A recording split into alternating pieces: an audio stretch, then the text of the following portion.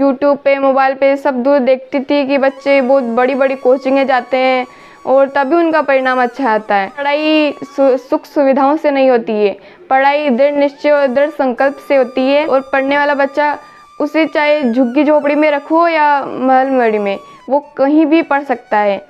मनुष्य तो उनकी बहुत सारी महत्वाकांक्षाएं रहती हैं, धन कमाना, मान सम्मान कमाना। पहले इस बालिका को मैंने बता रखा था, मैंने कहा बिटिया तेरे को 95 प्लस अबाव मार्क्स आएंगे। हेलो गाइस, एक बार फिर से स्वागत है आप सभी का हमारे यूट्यूब चैनल कोटा विजिटर में।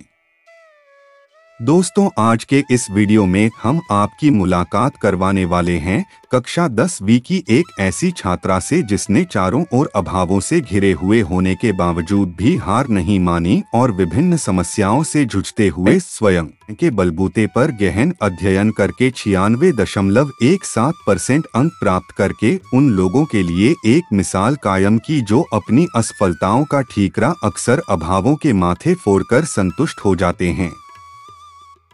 वीडियो में हम छात्रा के मुख से यह जानने का प्रयास करेंगे कि किस प्रकार से अध्ययन करके इसने इतनी बड़ी सफलता प्राप्त की है, ताकि यह जानकारी उन सभी विद्यार्थियों के काम आ सके जो अभावग्रस्त होते हुए भी सफलता प्राप्त करने का मूलमंत्र जानना चाहते हैं। इसके साथ ही हम आपको इस छात्रा के माता पिता से भी मिलवाएंगे और उनसे जानने का प्रयास करेंगे कि बेटी की इतनी बड़ी सफलता के पीछे उनकी भी क्या कोई भूमिका रही है। हाल ही में माध्यमिक शिक्षा बोर्ड अजमेर ने पूरे राजस्थान राज्य का 10वीं कक्षा का परीक्षा परिणाम घोषित किया था। इसमें कोटा जिले का परीक्षा परिणाम 79.48% रहा है। यह पिछले साल से 5.3% अधिक है, लेकिन फिर भी कोटा 10वीं की परीक्षा में पिछड़ गया है। हालांकि प्रदेश के सभी 33 जिलों में कोटा जिले का परीक्षा परिणाम सबसे कम रहा है। बावजूद इसके कोटा जिले में चेचट क्षेत्र के घाटोली गांव के ओम प्रकाश शर्मा की पुत्री कृष्णा शर्मा ने 10वीं बोर्ड की परीक्षा 96.17% अंकों के साथ उत्तीर्ण करके जिले में स्थान प्राप्त किया है। कृष्णा ने न केवल अपने माता पिता को गौरवान्वित किया है, बल्कि जिले में अपने गांव के साथ ही क्षेत्र का नाम भी रोशन किया है। आपको बता दें कि कृष्णा शर्मा जिला मुख्यालय से लगभग 80 किलोमीटर दूर अत्यंत पिछड़े हुए ग्रामीण अंचल के घाटोली गांव में स्थित एक ऐसे सरकारी स्कूल की छात्रा है जिसमें पर्याप्त शिक्षक भी नहीं है। कृष्णा ने बिना कोई ट्यूशन व कोचिंग के घर पर ही अपनी पढ़ाई करके 96.17 अंक प्राप्त किए हैं।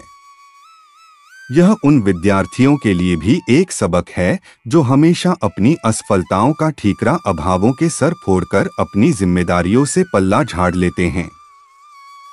विद्यालय में अध्यापकों की कमी होते हुए बिना कोचिंग के स्वयं के अध्ययन से कृष्णा ने 10वीं बोर्ड में 96.17% अंक लाकर यह साबित कर दिया है कि भले ही जीवन में कितने ही अभाव हो, लेकिन जो संकल्प लेकर चलता है उसे सफलता अवश्य ही मिलती है।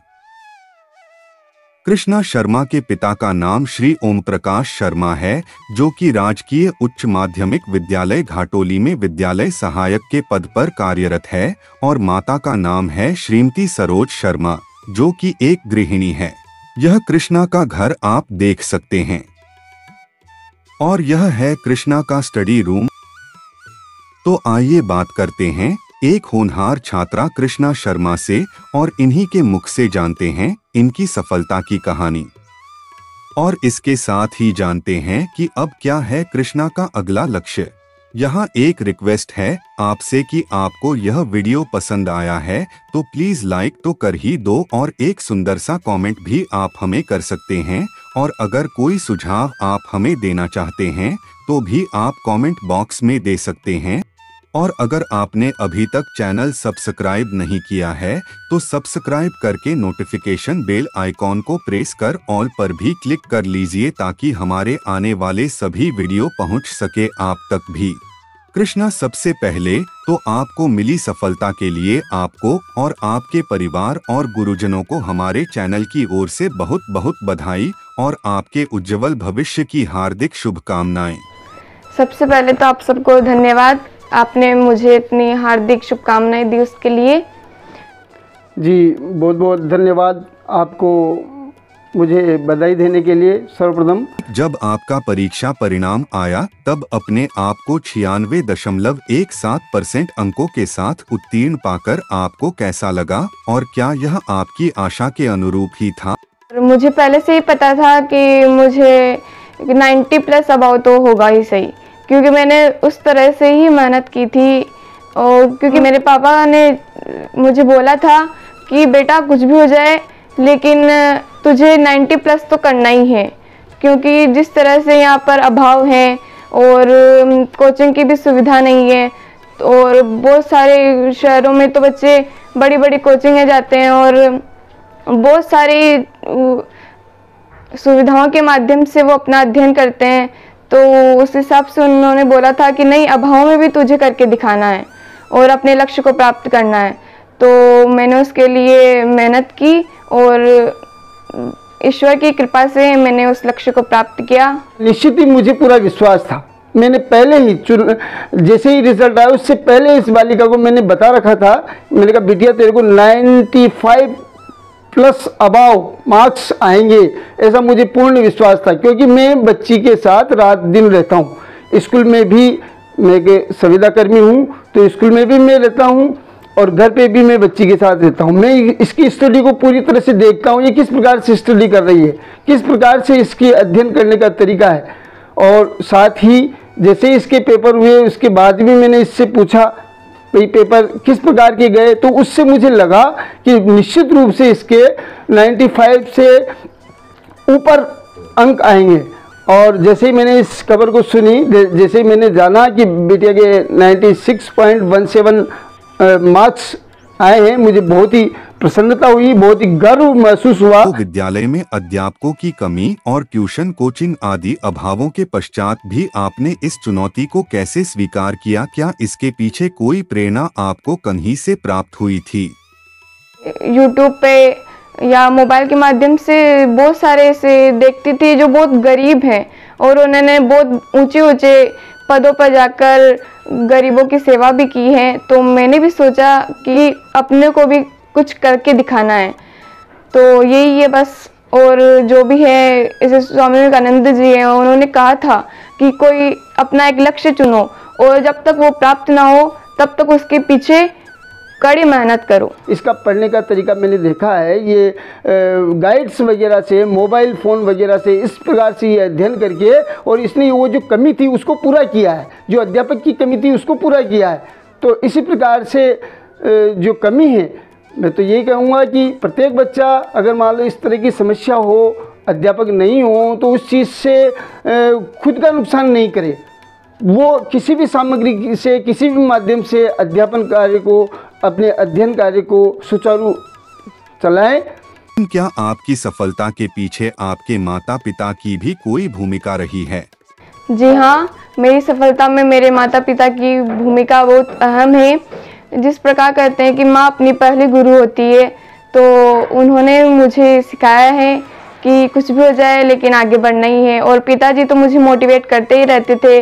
मम्मी ने मुझे बिल्कुल भी काम नहीं करने दिया कि ग्रामीण परिवेश है और बाहर औरतें भी बोलती थी कि आपकी लड़की बहुत बड़ी हो चुकी है, अब तो उसे काम सिखाया करो। तो मम्मी से बोल देती थी कि काम तो जीवन भर करना है, अब उसके पढ़ने की उम्र है तो उसे पढ़ने दो। और बस यही है। विद्यालय में अध्यापकों का सहयोग आपको किस प्रकार से मिला?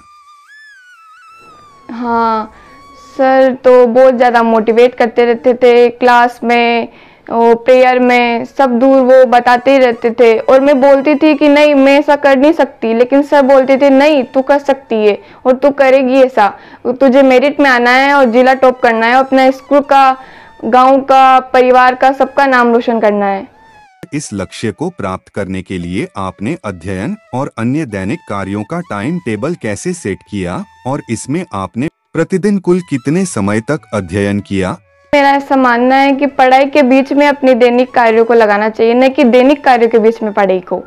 मैंने भी यही चीज़ फॉलो की है और मैं डेली 5 बजे उठ जाती थी सुबह और उसी हिसाब से अपने दैनिक कार्य करके जल्दी से पढ़ाई के लिए बैठ जाती थी और स्कूल में निमट कर जल्दी स्कूल जाके स्कूल के अलग जो बताते थे टीचर्स उन पे ध्यान देती थी, ढंग से उनको समझती थी।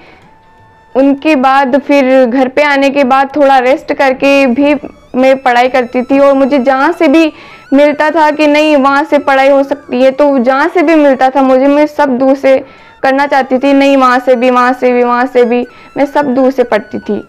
और सोना तो मेरा ज़्यादा फिक्स नहीं था, मैं 12 या 1 बजे सो ही जाती थी।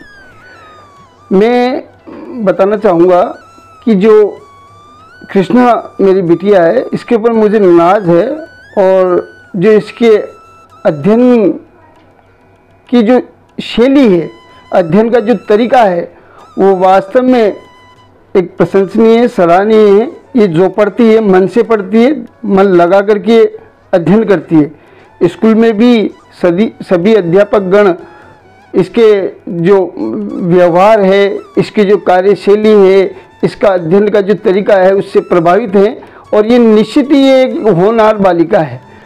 ईश्वर प्रदत्त इसमें एक अद्वितीय प्रतिभा है। इसी की वजह से ये हमेशा हर कार्य में अव्वल है, न कि अध्ययन में बल्कि हर कार्य में ये टॉप रहती है और हर कार्य को इसको करने की लालसा रहती है। हर कार्य को पूरे मन से ये करती है। यह है कृष्णा का स्टडी रूम और दीवार पर बनी हुई यह पेंटिंग जो आप देख रहे हैं, यह पेंटिंग कृष्णा ने ही बनाई है। और आप जो यह मूर्तियां देख रहे हैं, यह सरस्वती और गणेश की प्रतिमाएं हैं और यह भी कृष्णा ने अपने हाथ से ही बनाई है। और यह सभी स्मृति चिन्ह भी कृष्णा के द्वारा ही अर्जित किए हुए हैं।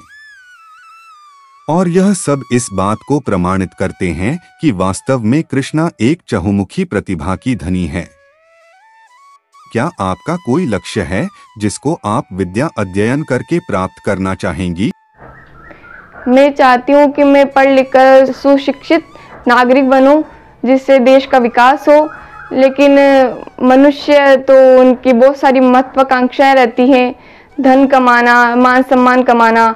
तो मैं भी चाहती हूँ कि मैं प्रशासनिक सेवाओं में जाऊँ क्योंकि मेरे पिताजी हैं, उनका लक्ष्य भी यही है कि मैं यूपीएससी करके आईएएस बनूं। देश के और कई अभावग्रस्त विद्यार्थियों के लिए आप क्या कहना चाहेंगी? मैं कहना चाहूँगी कि सुविधाओं से पढ़ाई नहीं होती है। ऐसे भी नहीं बोलते कि अभाव में ही बच्चे पढ़ते हैं, लेकिन जो दृढ़ संकल्प करता है और दृढ़ निश्चय से अपने लक्ष्य को प्राप्त करने की चाह रखता है वो निश्चय ही अपने लक्ष्य को प्राप्त कर सकता है। और यूँ ऐसा नहीं है कि गरीब हैं तो अपने लक्ष्य को प्राप्त नहीं कर सकते, बड़े बड़े अधिकारी नहीं बन सकते हैं, लेकिन दृढ़ निश्चय होना चाहिए। दृढ़ निश्चय सबसे अहम चीज़ है जो भी अपने लक्ष्य को प्राप्त करने की है। मेरा भी इसी प्रकार का दृढ़ निश्चय रहा है, इसी कारण मैंने 10th बोर्ड में 96.17% प्राप्त किया है, जो कि मेरा खुद का लक्ष्य था। देश के उन सभी ग्रामीण विद्यार्थियों के लिए आप क्या कहना चाहेंगी जो परीक्षा में अच्छे परिणाम प्राप्त करने के लिए अच्छे कोचिंग संस्थानों और विद्यालयों की ओर आकर्षित होकर कोटा जैसे शहरों की ओर अपना रुख कर लेते हैं और अपने माता पिता का काफी धन खर्च करने के बाद भी उनको आशा अनुरूप परिणाम नहीं मिल पाते? मैं उनसे अनुरोध करना चाहूँगी कि वो अपने माता पिता के व्यर्थ पैसे बर्बाद ना करे, क्योंकि पढ़ाई तो कहाँ पर भी हो सकती है और पढ़ने वाला बच्चा उसे चाहे झुग्गी झोपड़ी में रखो या महल में, वो कहीं भी पढ़ सकता है। तो मैं कहना चाहूँगी कि ज़रूरी नहीं है कि शहर वाले बच्चे ही बाजी मार सकते हैं, गांव में भी ऐसी बहुत सारी प्रतिभाएं हैं जो आगे चलकर बहुत बड़े ऊंचे ऊंचे पदों पर बैठी है और नाम कमा रही है। तो मैं उससे कहना चाहूँगी, मैं सभी नहीं बोलती कि बड़े बड़े कोचिंग मत जाओ, पैसे मत लगाओ, अपनी पढ़ाई में लगाओ, लेकिन अपने माता पिता को कम से कम धोखा मत दो और पैसे तो बिल्कुल भी बर्बाद मत करो। पढ़ाई तो मन से होती है, पढ़ाई किसी के कहने से नहीं होती है। तो बस यही। क्या आपके मन में कभी यह आया कि मुझे भी कोई ट्यूशन कोचिंग का विकल्प मिले? हाँ, मैं YouTube पे, मोबाइल पे सब दूर देखती थी कि बच्चे बहुत बड़ी बड़ी कोचिंगें जाते हैं और तभी उनका परिणाम अच्छा आता है। और मैं सोचती थी कि नहीं, मुझे नाम तो रोशन करना ही है, इस वजह से मुझे भी जाना पड़ेगा बड़ी बड़ी कोचिंगें। लेकिन नहीं, मेरे पापा बोलते थे कि बच्चे कहीं भी पढ़ सकते हैं। तो मैंने सोचा नहीं, अपन को बिना कोचिंग के करके दिखाना है। बच्चे तो कोचिंग जाके करते हैं, बड़ी बड़ी ट्यूशनें लगाते हैं, नहीं, अपन को बिना कोचिंग के कुछ करके दिखाना है, ताकि लोग भी जान सके कि ग्रामीण परिवेश में रहकर बिना कोचिंग, विद्यालय में अध्यापकों की कमी होते हुए भी एक बच्चे ने जो किया है वो कुछ हर कोई कर सकता है। और मेरे जैसे लाखों जो बच्चे हैं उनमें भी मोटिवेशन मिले कि नहीं, उस दीदी ने किया है तो मैं भी कर सकती हूँ या मैं भी कर सकता हूँ। क्या आपने कभी यह विचार किया कि आपकी बिटिया की पढ़ाई के लिए कोई ट्यूशन कोचिंग की आवश्यकता नहीं है, या फिर आप आर्थिक स्थिति कमजोर होने के कारण इसमें असमर्थ महसूस कर रहे थे? अर्थ की भले ही समस्या हो, और निश्चित रूप से आप ये जो कह रहे हो ये हमारे भी दिमाग में आया कि यार बच्चों को अच्छे संस्थानों में रखना चाहिए, पढ़ाना चाहिए। पर एक तो ग्रामीण परिवेश से हैं, बच्चे कभी बाहर निकले नहीं हैं, पढ़े नहीं हैं, तो ये भी थोड़ा सा डर होता है। एक माता पिता होने के नाते, पिता होने के नाते डर होता है कि बड़ी जगह जाकर के बच्चे ऐसा न हो कि मतलब वो और पिछड़ जाए। अपनी तरफ से कुछ कहना चाहेंगी? सबसे पहले तो मैं अपने माता पिता, अपने सभी गुरुजनों और अपने मित्रों, शुभचिंतकों सभी को धन्यवाद देना चाहूँगी कि जिनके आशीर्वाद और सहयोग से मैंने अपने लक्ष्य को प्राप्त किया है।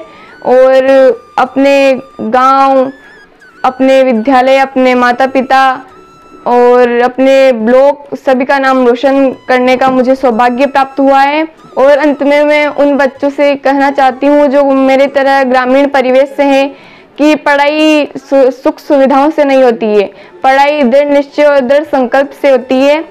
तो डर जाइए, अपना लक्ष्य बनाइए और उसे जो हासिल करना है उसे हासिल करने के लिए दृढ़ संकल्प होकर और उसके प्राप्त करने पर प्रयत्नरत हो जाए और अपने माता पिता, अपने विद्यालय और अपने देश का नाम रोशन करें। बहुत बहुत धन्यवाद आपको जो आपने हमें मिलने का समय दिया, इसके लिए धन्यवाद। मैं सभी दर्शकों से कहना चाहूँगा कि अधिक से अधिक इस चैनल को आप लाइक करें, सब्सक्राइब करें, ताकि अधिक से अधिक इस प्रकार की जानकारियाँ आप तक पहुँचे। बहुत बहुत धन्यवाद। इसी के साथ फिर मिलते हैं अगले वीडियो में, तब तक के लिए जय हिंद।